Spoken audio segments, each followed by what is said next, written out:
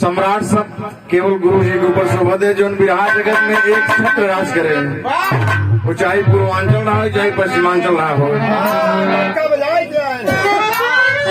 कहा गया है कि बाबूजी कोई रुकता नहीं ठहरे हुए राही के लिए, जो भी देखेगा कतरा के निकल जाएगा।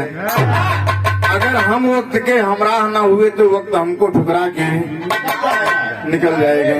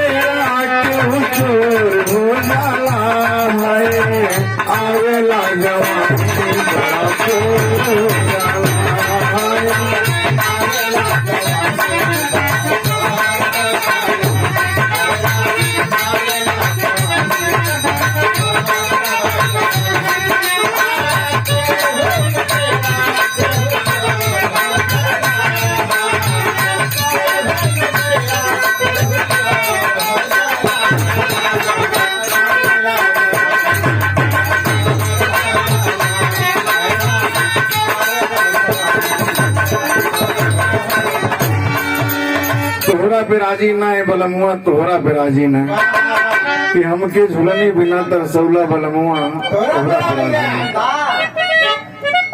आज वक्त की बात है, हमने दिन में आप सबसे परिचय कराया था कि हमारे गुरु जी जो आए हुए हैं, गीत को लिखा है, कहना क्या है।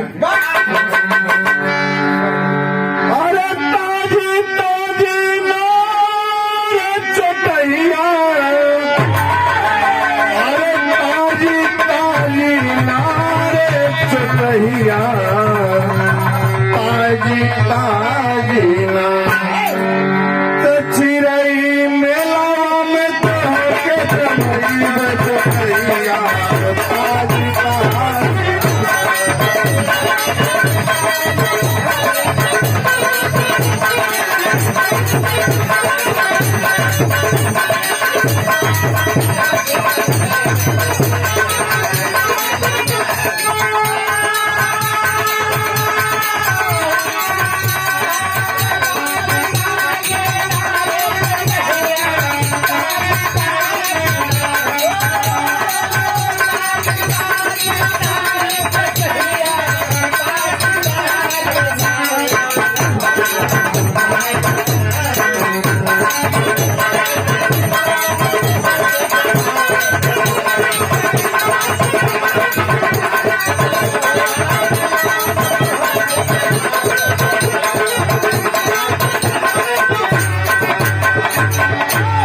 काशी के अपने मासूम से कहा बा मेला लगा बा, चलिए वो तो एकदम ताजी ताजी चलो ये जलेबी चौको जान ले तो हर मन हरियर हो जाए। कहा था अरे फागुन तेरस के लागल पड़ी लन महादेव के मेला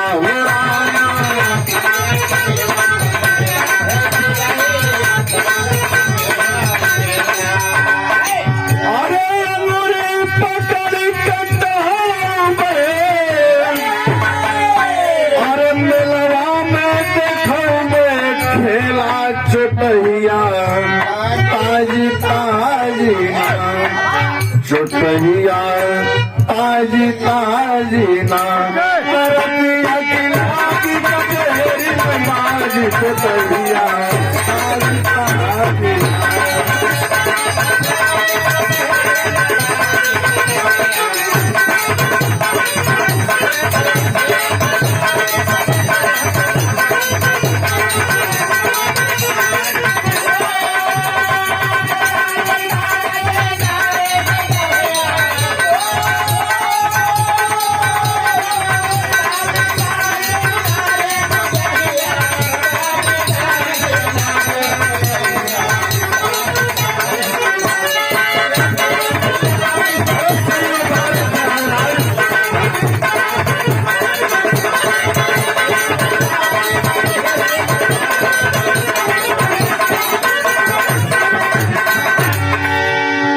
झुलनी के सैया बलम दोपहरिया बिताई लरू। हमारे क्या कहना है,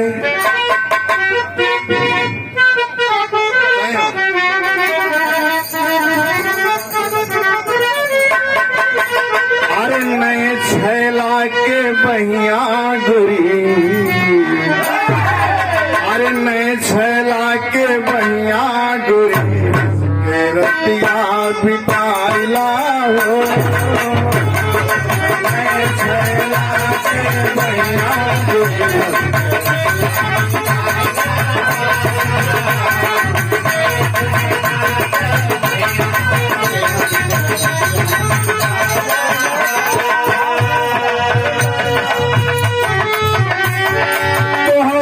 समझबू पल के उसे पाला, समझबू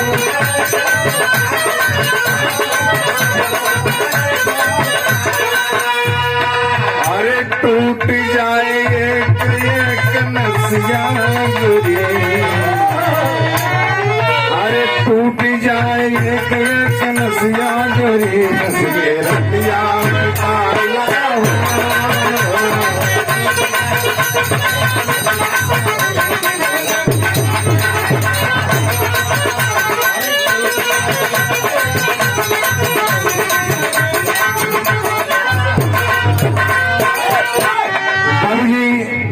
ये तो आप लोग को मनोरंजन बने रहा है। बहुत सारी ऐसी बात है गुरु जी गाय की अमर हो गए।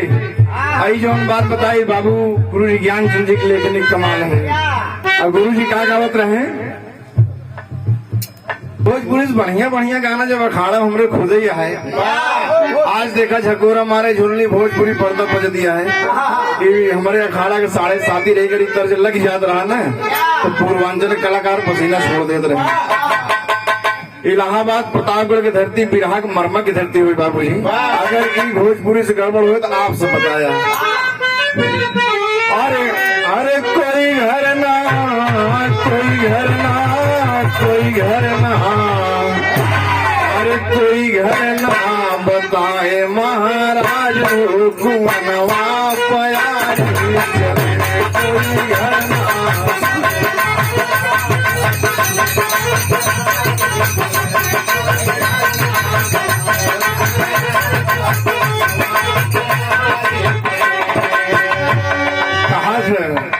काम बखानी सखी अरे आपन बलमुआ, काम बखानी सखी आपन बलमुआ, काम बखानी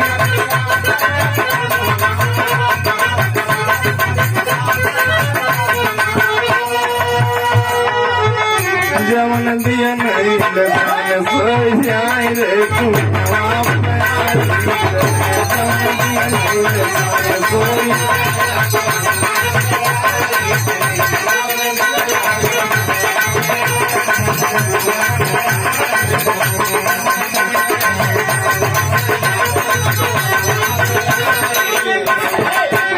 बाबूजी और क्या कहा था कि काम बखानी सखी अरे आपन बलमुआ, जवन फुफुनी पकड़ के लुरी आए रे कुवनवा प्यारी चले, जवन फुफुनी